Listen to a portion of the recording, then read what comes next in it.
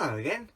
One of the things I always worry about is whether I've got enough tools with me in the van. So I'll show you what I normally take with me. One of the key things, of course, is my old trusty socket set. And that gets used every trip to lower the jacks. It's also come in handy a number of times for running repairs. And that just tucks under the seat like that on the passenger side. Now also under the passenger seat I've got this 6-ton bottle jack, just if we have to change a wheel or anything.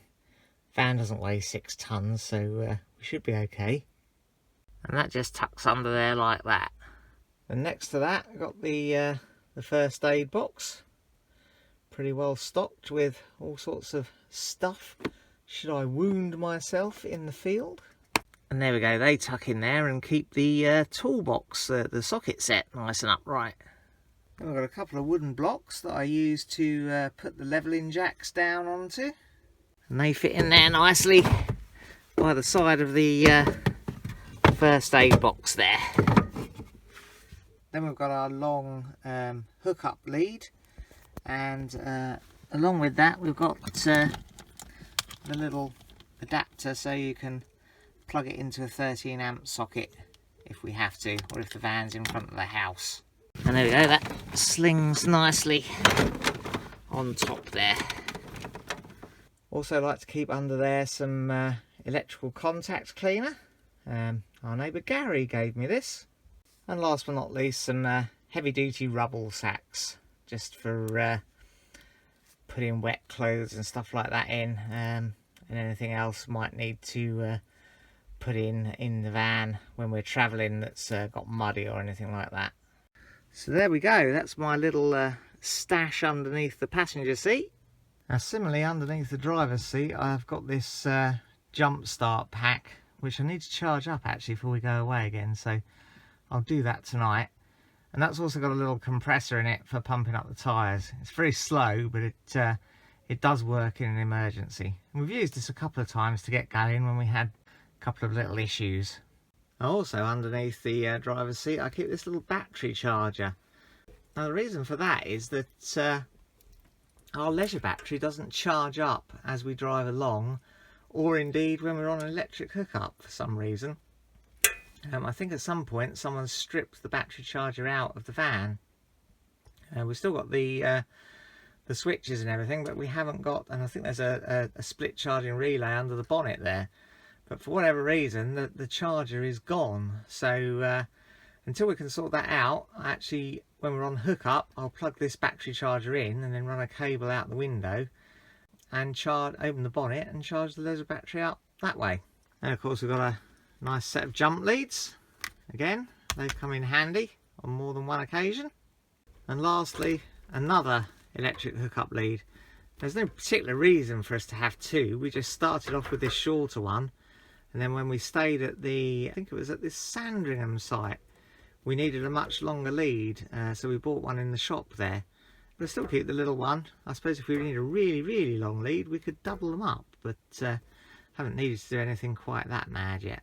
So that little stash of stuff lives under the driver's seat there. We've also got another little stock of tools in the main body of the van itself.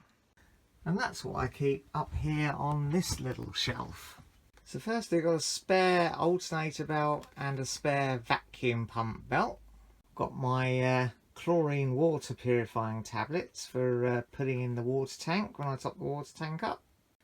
I've got a bag of zip ties. Always got to have zip ties, of course. Got some chemical welding stuff because, well, you never know, do you? Might need to fix something metal that's broken. Got my head torch because, well, might have to fix something in the dark. Got the old multimeter, and of course you've seen this come in handy when we had the alternator problems on the way to Wales. Got a little pot here with curtain hooks and curtain rail sliders, that sort of thing in it. Because you never know when you might have a soft furnishings kind of emergency. Bit of clear Bostik, that's in a bit of action as well. Number of little repairs carried out with that. Of course we've got some duct tape Always need some duct tape. If you can't fix it with duct tape, it probably wasn't properly broken in the first place. Got these things. What the hell are these things? Mystery plastic spacer things. Got a couple of power supplies. This one is for the dehumidifier, which I leave running sometimes in the winter when the van's standing. And this is the one I'll use later tonight. This is for that jump start power pack thing, so I must take this with me back into the house and charge that up. Got some press fasteners, again handy for sort of upholstery type repairs if we have to. And got a small empty tin with Jemima puddle duck on it. I'm sure that'll come in handy for something. Oh, of course, this is also for that jump start pack. This is so you can charge it off the cigarette lighter if you have to. Now I've also got a few more tools up there just to cope with the odd little bits and pieces. And here they are. So we've got a little tiny pair of folding sort of pliers there. Some water pump pliers. You always really need water pump pliers, don't you? Because they can cope with all sorts of things. Some ordinary pliers. Some nice wire cutters. Just to cope with occasions when we might have to cut some wire. A Stanley knife. Couldn't cope without a Stanley knife really, could you? Selection of screwdrivers in different sizes, just for bits and pieces, of course. Screws and such like. Well, what else would you use a screwdriver for? Then we've got this, which of course is the 22mm ring spanner we had to buy when we were up in Matlock. That fits the bolt that holds the alternator in, so we'll keep that in here just in case we have any more alternators type problems. Got our 13mm ratcheting spanner.